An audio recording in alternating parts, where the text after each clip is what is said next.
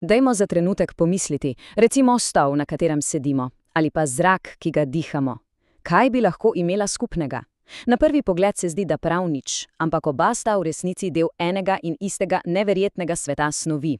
In točno ta svet bomo danes raziskali. Torej, poglejmo to čisto osnovno vprašanje. Iz česa je, res, narejeno vse okoli nas? Ta miza, tisti oblak na nebu.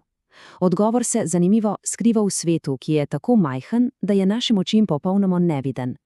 V bistvu vse, kar vidimo, deluje po nekem skupnem principu. In ta slika ga res lepo prikaže.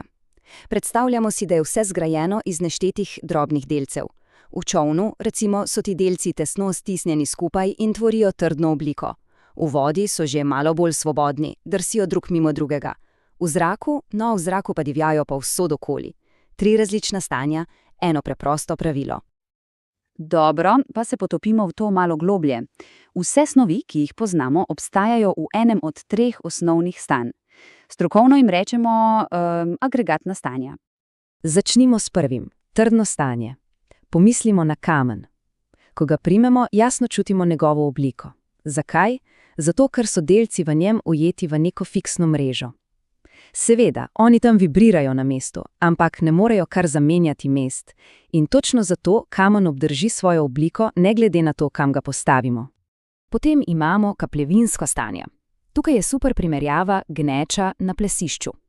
Delci so še vedno precej tesno skupaj, ampak se lahko premikajo, drsijo in se izmikajo drug drugemu. Točno zato se voda, recimo, razlije in prilagodi obliki kozarca, v katerega jo natočimo. Ampak pozor, njena količina, torej prostornina, ostane enaka. In končno, plinasto stanje. No, tukaj pa delci dobesedno divjajo naokoli z ogromno energije.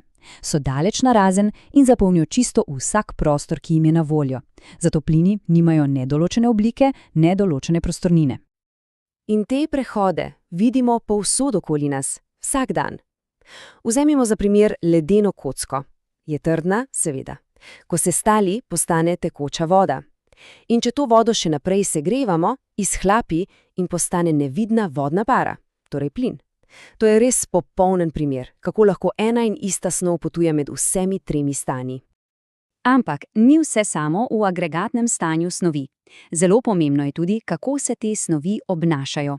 In ravno te lastnosti so tiste, ki določajo, zakaj za neke naloge uporabljamo točno določene materiale in ne drugih.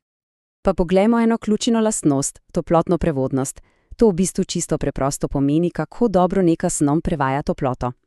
Vprašajmo se, zakaj pozimi oblečemo volnen pulover in ne recimo puloverja iz aluminijske folije. No, zato ker volna, podobno kot stiropor, zelo slabo prevaja toploto. Je odličen izolator in nas zato greje. Kovina na drugi strani pa bi toploto našega telesa takoj odvedla stran. In zelo podobna zgodba je pri električni prevodnosti. Predstavljajmo si, da žarnico povežemo z bakrenimi žicami. Zasvetila bi močno, kaj ne? Baker je pač odličen prevodnik. Kaj pa je, če bi namesto bakra uporabili grafit, tisto minico v svinčniku? No, potem bi žarnica morda komaj tlela. Nekaj elektrike sicer prepušča, ampak neprimerljivo slabše kot baker. V redu, torej zdaj poznamo agregatna stanja in nekatere ključne lastnosti. Ampak naslednje logično vprašanje je, od kod vse te snovi sploh pridejo? Poglejmo naravne vire, ki jih imamo na našem planetu. Tukaj pa vidimo, kako je pravzaprav vse povezano.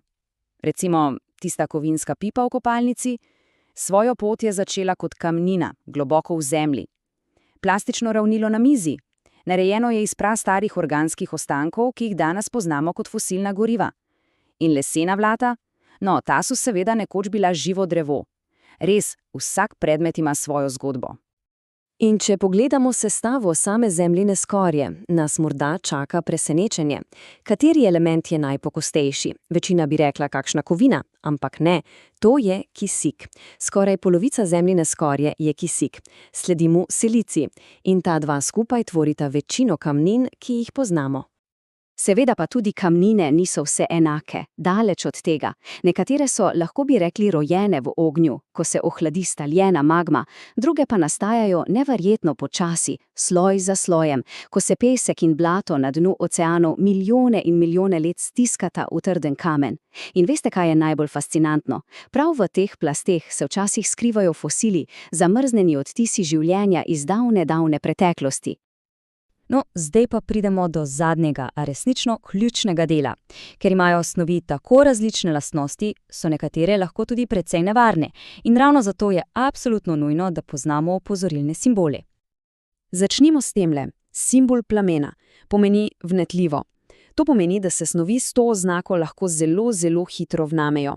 Bencin ali pa nekatera močnejša lepila so klasičen primer. Naslednji simbol zelo nazorno prikazuje, kako snov dobesedno razjeda material in kožo. Gre za jedke snovi. Močna čistila za odtoke so tukaj tipičen primer. In seveda, z njimi je treba ravnati skrajno previdno. Lobanja s prekrižanima kostema, to je verjetno najbolj univerzalen znak za nevarnost na svetu. Pomeni strupeno. In tukaj ni šale, že res majhna količina takšne snovi je lahko usodna. In še zadnji, ki je izjemno pomemben. Ta simbol nas opozarja, da nekatere snovi škodujejo naravi. Suho drevo in mrtva riba jasno sporočata, okolju nevarno. In to pomeni, da takšnih snovi res nikoli, ampak res nikoli ne smemo zlivati v odtoke ali jih odvrči v naravo. In ne smemo misliti, da so to neki oddaljeni laboratorijski simboli. Sploh ne. Dajmo pogledati doma pod umivalnik ali v garažo. Našli jih bomo na belilu, na čistilih za odteke, na insekticidih, celo na nekaterih lepilih. Zato je res ključnega pomena, da vedno preverimo embalažo, preden nekaj uporabimo. In kaj je torej tisto ključno spoznanje na koncu? To, da svet okoli nas ni nek naključen kaos. Ne, vse sledi določenim pravilom.